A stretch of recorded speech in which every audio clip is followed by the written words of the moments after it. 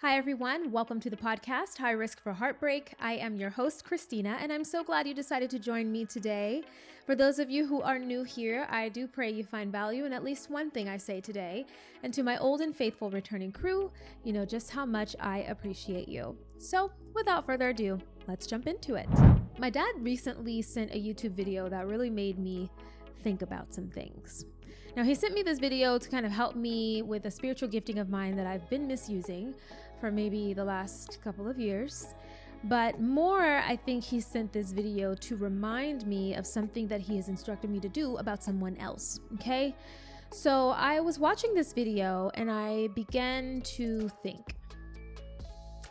And one of the things I thought was, I wonder which of these examples are me? Does anyone I know see me this way?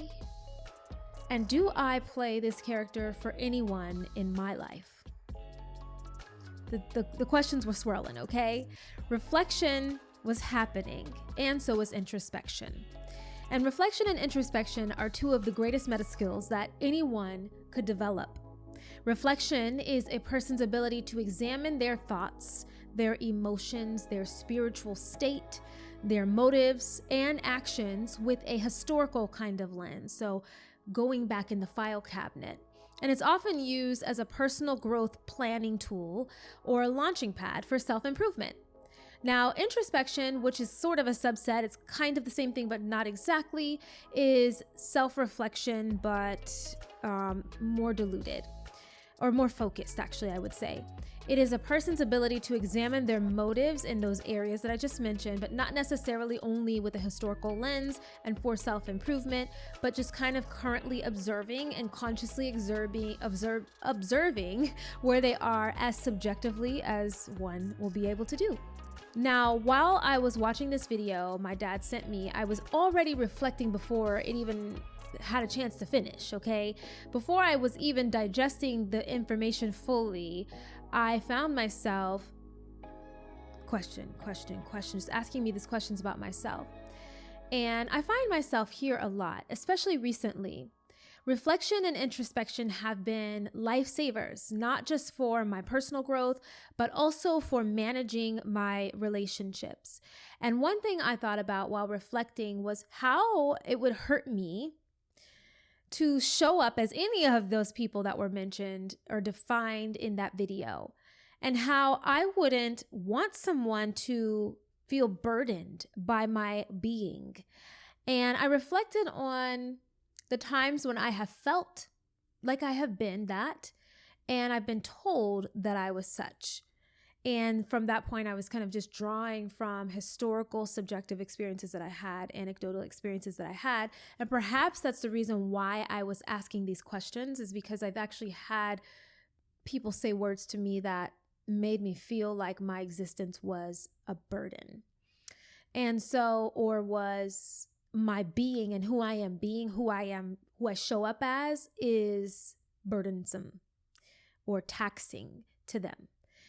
Another thing that I thought about was how quickly we as people pedestal our point of view and make others' points of views inferior to ours, and how often people live from that perspective of this kind of superior mindset when we go about the world as if we've all been here before. Now, this week, I really want to briefly, and I say briefly, and I'm talking slowly, but this is going to be brief. I want to briefly speak on the idea of it not being about you, but it is about you. And when you say it's not you, it's me, you don't really mean that. So that's the best way that I could put it. So let's relate. You've probably heard somewhere, either on TV or a movie, or maybe even in real life, someone say, it's not you, it's me. When referencing, of course, a break or trouble within a relationship that they're having with someone. And generally, I have understood this to be a reflective thought where they have kind of done some internal digging and figured out that someone else is maybe feeling discomfort or discord that was caused by them. So they're saying it's not you, it's me, like, genuinely reflecting. However, I don't think it's ever genuine when people say that. I've been noticing recently, and even have to stop to examine myself about it when it arises, that there is definitely this inner living story that we are outwardly communicating without much thought at all. The story that we are having with ourselves internally and then verbalizing outside is that everyone else is the cause. Everyone else is the reason. Everyone is responsible for. They are carrying the weight of. They are unintelligent, villainous, incompetent. There's so many words that I can say. And it's because their way does not necessarily meet our way, especially the way we like it.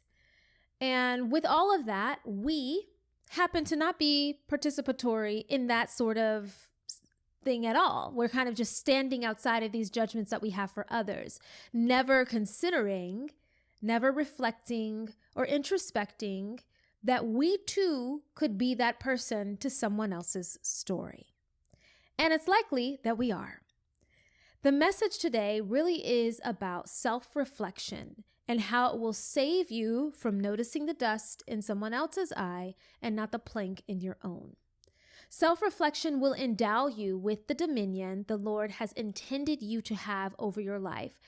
And in those relationships, they will be blessed because of it, because you are able to manage yourself the way you see yourself and thus be able to manage others. If every sermon, if every podcast, if every video, every article and study only reminds you of others and how inferior their mindsets or the way that they do life is, then you just might be one of those, it's not you, it's me, but with insincerity, right? You're saying one thing with your lips, with your mouth, but you're meaning something different in your heart. You do mean it's them. It's not me, it's you. And it is incredibly easy to point the finger at others and not consider ourselves when it really may be us that message at church was for. It may be us that social media influencer was talking about. It may be us that God is trying to reveal to us.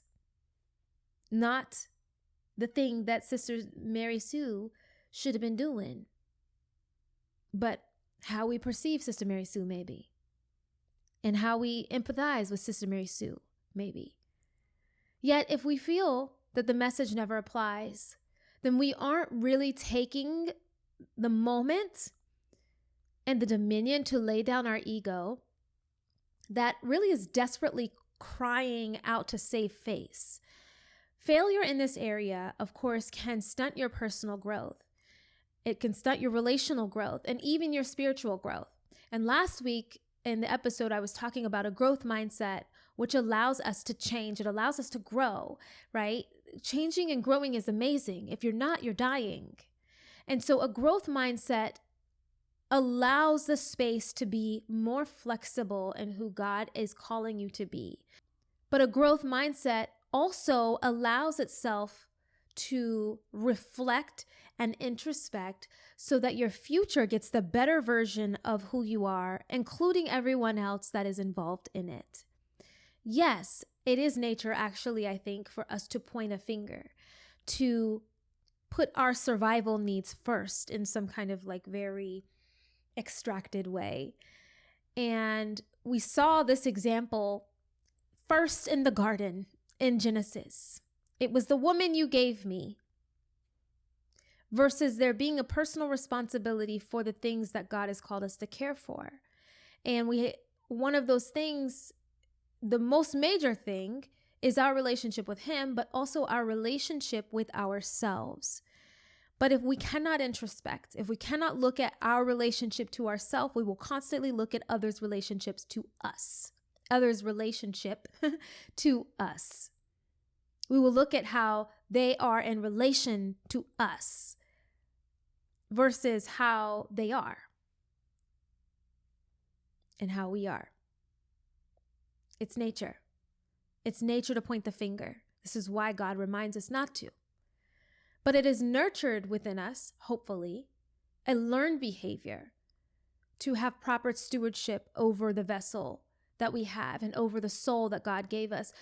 not to think more highly than we ought to, and not to be wise in our own conceits, but to seek wisdom always. And in order to seek wisdom, you have to introspect. You have to go inside. You have to consult with God in prayer, in time of quiet and reading the word, right? And sometimes God will reveal himself and reveal you to you in the midst of listening to someone else speak. There are moments that I have that are so interesting. One of the things that kind of has been like screenshotting for me recently is at work, I will have these moments where I'm encountering people that are having issues, like great issues that are very important to them, and they're not important to me. They're just not. They're not important to me, considering all that I have to care for and that I have to steward. But because it's important to them, it does become important to me. And I find myself sometimes wanting to hurry along their need. Just hurry up. Let's just get past this already. This is what it's going to be, and that's that. But that's not careful. That's not conscious of someone else's heart, nor would I want someone to do that to me. When I find something that's very important to me and I need to express it, or I need to have it rectified in a certain way to feel safe, to feel comfortable, to feel whatever. And so I find myself screenshotting sometimes where, people are explaining the severity of something to them, to me. And I listen.